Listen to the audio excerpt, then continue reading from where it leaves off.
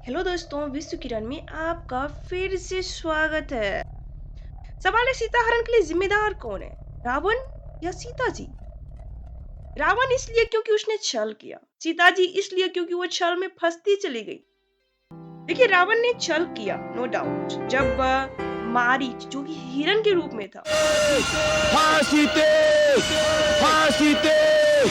ये लक्ष्मण भेज कर हरण किया। लक्ष्मण जब लक्ष्मण जी लक्ष्मण विचलित नहीं हुए, क्योंकि उन्हें पता था कि भैया को तो कोई हरा ही नहीं सकता, भैया प्रॉब्लम में हो ही नहीं सकते। लेकिन सीता जी इतनी इमोशनल हो गई, वो भाभी, तुम मेरे पे खड़े हो। जाओ लक्ष्मण, जाओ जाके उनको बचाओ। लक्ष्मण जी के किसी भी बात को सुनने के लिए तैयार ही नहीं थी। वो बस जिद पे अड़ गई। तुम जाते क्यों नहीं? तुम मेरी रक्षा करने से क्या लाभ? लक्ष्मण, अगर उनको कुछ हो गया तो मैं एक पल भी जीवित नहीं रह सकूंगी। मेरी सुरक्षा जरूरी नहीं है, यदि राम जी को कुछ हो गया तो मैं तो यूं ही मर जाऊंगी। उनकी सुरक्षा ही जरूरी है। उन्होंने लक्ष्मण को कितनी सारी बातें सुनाई दी, इस चीज के मजबूर कर दिया लक्ष्मण जी को कि उन्हें राम जी के पीछे जाना पड़ा।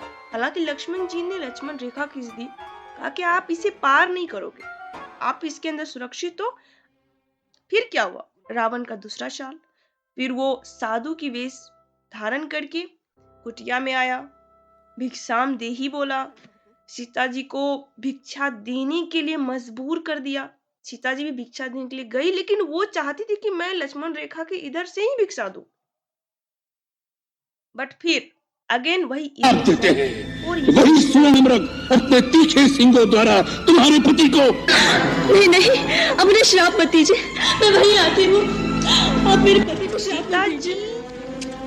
को जब ये कहा गया कि मैं आपको श्राप दे दूंगा अगर आपने उस लक्ष्मण रेखा को पार करके मुझे आके यहाँ पे भिक्षा नहीं दी, इस जगह पे आके, फिर सीता जी मजबूर हो गई, उनके पास गई, उन्हें भिक्षा दिया, और फिर क्या हुआ? सीता जी का हरण हो गया। सीता जी को रावण उठा के ले गया। जो इतने इमोशनल हो जाते हैं, इनोसेंट हो जाते हैं कि वो उस चीज को ना ही समझ पाते हैं, और फिर प्रॉब्लम्स क्रिएट हो जाती है। और ये प्रॉब्लम सिर्फ उसके लिए क्रिएट नहीं होती, बल्कि उनके जो अपने होते हैं उनके लिए भी ये प्रॉब्लम्स क्रिएट हो जाती है। सीता जी ने राम जी के लिए कंसर्न दिखाया, राम जी को सुरक्षित करना चाहती थी, लेकिन वो खुद असुरक्षित हो गई, और इतनी असुरक्षित हो गई कि उसके कारण राम जी लक्ष्मण जी को बहुत ही समस्याओं का सामना करना पड़ा।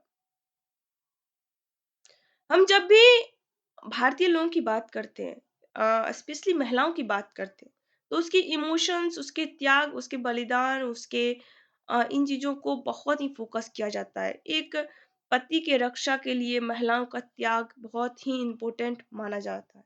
देखिए, ये गलत नहीं है, कोई बात नहीं, अच्छी चीज है। लेकिन सवाल है कि क्या जब हम इतने इमोशनल होते हैं तो हम सही डिसीजन ले पाते हैं? महिलाएं जो अपने पति, अपनी भाई, अपने जो भी हो, उनको उनके लिए बड़ा बड़ा त्याग करती है, बलिदान करती है, उन्हें सुरक्षित करना चाहती है, लेकिन अल्टीमेटली वही तो प्रॉब्लम लंकापति स्वयं अपने बल से अपनी इच्छा पूरी करना जानता है। और क्या तो पता नहीं, बट वो ही बहुत बड़े प्रॉब्लम फंस जाती है, और उसके कारण उसका फैमिली प्रॉब्लम में फंस जाता है। तो कमेंट कीजिए, आप क्या सोचते हैं इन चीजों के बारे में?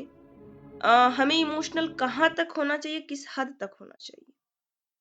Thank you so much for watching my video, and please comment if you like my video. Thank you.